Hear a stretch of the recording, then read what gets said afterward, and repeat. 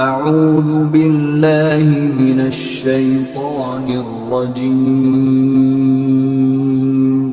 بسم اللہ الرحمن الرحیم۔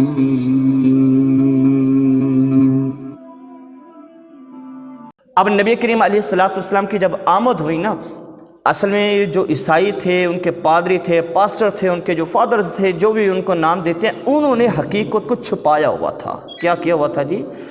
عقائد و نظریات میں جناب حضرت عیسیٰ علیہ السلام کی ولادت، حیات اور ان کے والدہ کے حوالے سے جو حقیقتیں تھیں نا، جو حقائق تھے، ان پر پردہ ڈالا ہوا تھا انہوں نے، اور اپنی طرف سے من گھڑت عقائد اور باطل نظریات قوم کے اندر داخل کر دیے تھے اور رائج کر دیے تھے، اور قوم انہیں باطل نظریات اور عقائد کو کیا کرتی تھی؟ فالو کرتی تھی اور مانتی تھی۔ میرے آقا کی جب بعثت ہوئی، حضور علیہ السلام تشریف لائے، تو میرے آقا علیہ السلام کی تشریف آوری جب ہوئی تو نبی کریم علیہ السلام نے اس سے آیت کریمہ کو تلاوت فرمایا، اور جناب حضرت عیسیٰ علیہ السلام کے متعلق جو سچا عقیدہ اور نظریہ تھا، اور آپ کی ولادت کے متعلق جو سچی باتیں تھیں، میرے آقا علیہ السلام نے بیان کر دی۔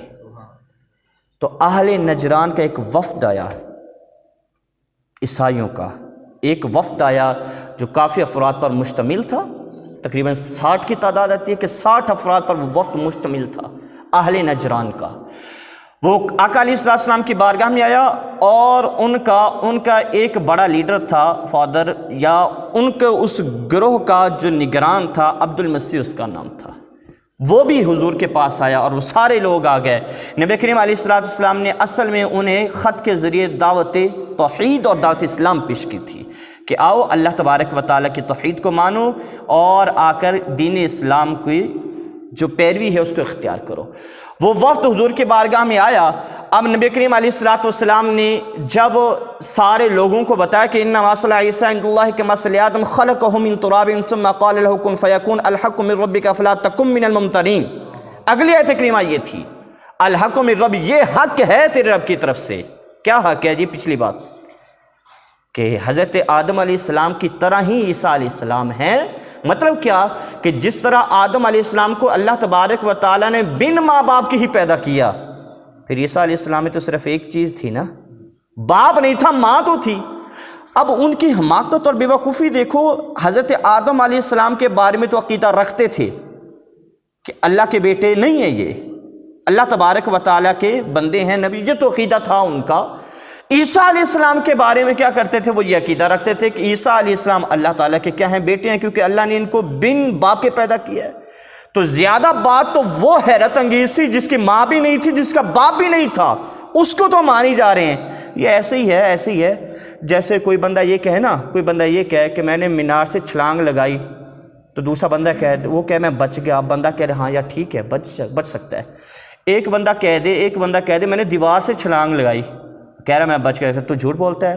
دیوار سے چھلانگ لگانے والا بچ سکتا ہے؟ ہاں، وہ مینار پہ چھلانگ لگانے والا اس پر کہہ رہا ہے کہ نہیں واقعی یہ بچ سکتا ہے، دیوار پہ چھلانگ لگانے والا کہہ رہا ہے یہ نہیں بچ سکتا۔ ان کا یہ تھا۔ آدم علیہ السلام جس کا باپ بھی نہیں ہے، جس کی ماں بھی نہیں ہے، اس کے متعلق یہ عقیدہ تھا کہ اللہ نہیں ہے، اللہ کے بیٹے نہیں ہے، اور جس کو اللہ تبارک و تعالی نے فقط باپ کے بنا ماں سے جنا، اللہ تبارک نے اس کی تخلیق کی۔ اب اس کے بارے میں یہ ہے کہ یہ کیا ہے؟ اب آقا نے ساری باتیں آ کر بتلا دی ان کو۔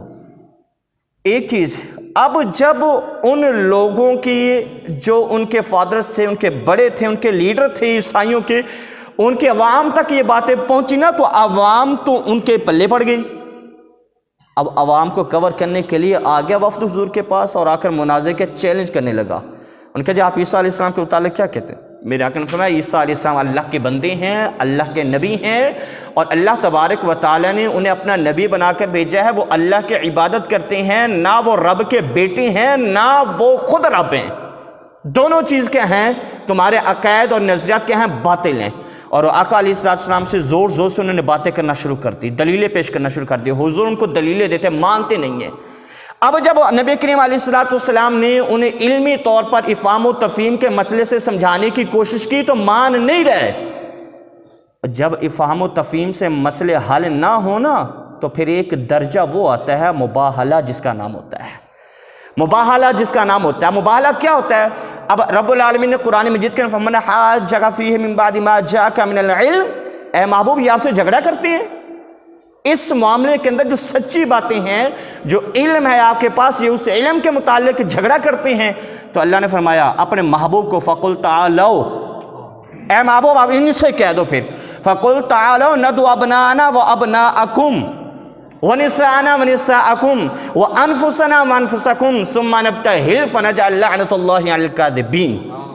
اللہ نے فرمایا محبوب یہ مان نہیں رہے نا، مان یعنی دلیلیں دیں، انما مثل عیسیٰ عند اللہ کمثل آدم خلقہ، دلیلیں دیں، اور الحق من ربک فلا تکن من الممترین بھی فرمایا کہ یہ حق ہے شک نہ کرو، فلا تکن من الممترین، شک مان ہی نہیں رہے.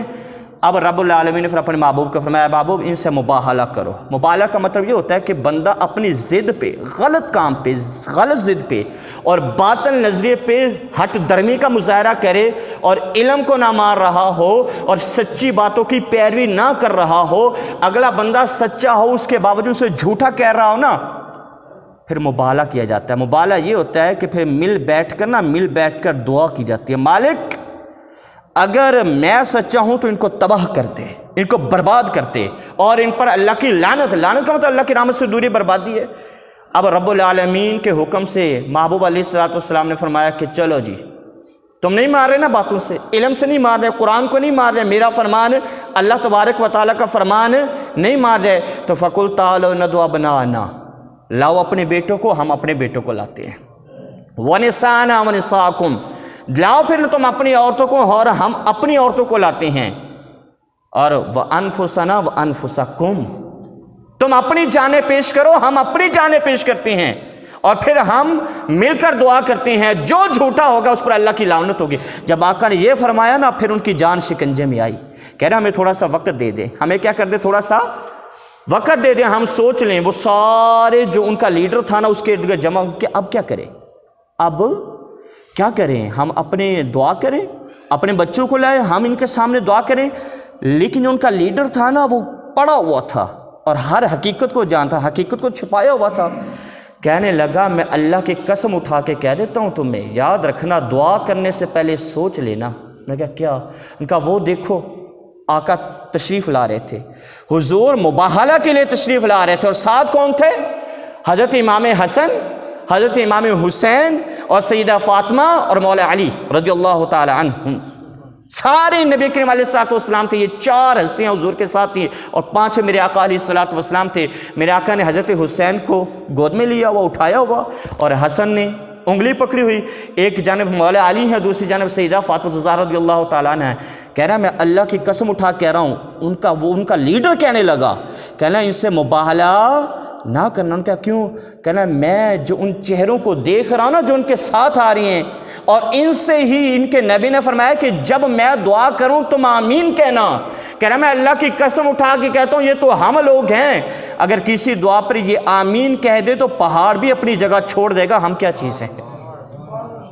پہاڑ یہ جو آ رہے ہیں نا، یہ چہرے جو آ رہے ہیں، یہ آمین کہیں گے نا، یہ تو پہاڑ کے لیے بھی آمین کہہ دیں گے تو اللہ تبارک و تعالیٰ پہاڑ کو بھی اس راستے سے ہٹا دے گا. تمہاری سلامتی اور تمہارے لیے بہتر یہ ہے کہ یہاں سے پتلی گلی سے نکل لو. پتلی گلی سے کیا ہو جائے جی؟ نکل جائے. آقا علیہ السلام جب تشریف لائے نا، حضرت حسن بھی، حسین بھی، سیدہ فاطمہ بھی اور مولا علی بھی سارے حضور علیہ السلام کے ساتھ ہیں. اب جب انہوں نے پروگرام کینسل کر دیا پھر حضور کے ساتھ معاہدہ کر کے چلے گئے. میرے آقا نے فرمایا اچھا میں ایک پروگرام دیکھ رہا تھا نذیر احمد غازی کا 92 پہ، تو دعا نہیں ہوئی ان کے لیے، مباہلہ کی دعا نہیں ہوئی. میرے آقا نے فرمایا، آقا علیہ السلام نے فرمایا کہ آج اگر دعا ہو جاتی تو صرف یہ 60 عیسائی نہیں، پوری دنیا سے عیسائیوں کا صفایا ہو جانا تھا، کوئی ایک عیسائی بھی باقی نہ رہتا. وہ کہہ رہا تھا کاش وہ دعا ہو ہی جاتی، کاش وہ دعا. کتنا انہوں نے ذلیل کیا، کتنا انہوں نے تنگ کیا، برباد کرو، آج تک کیے جا رہے ہیں. ہر سازش میں یہی پیچھے ہیں، دنیا کے امن خراب کرنے میں یہی تلے ہوئے ہیں، اور دنیا کو تباہی کے دہانے میں پہنچانے کی ذمہ دار بھی یہی ہیں. کاش وہ دعا، لیکن دعا ہوئی نہیں ہے. اور وہ اپنے حضور علیہ السلام کے ساتھ وہ اپنا معاہدہ کر کے نا وہ جزیے کے لیے راضی ہو گئے، وہاں سے چلے گئے.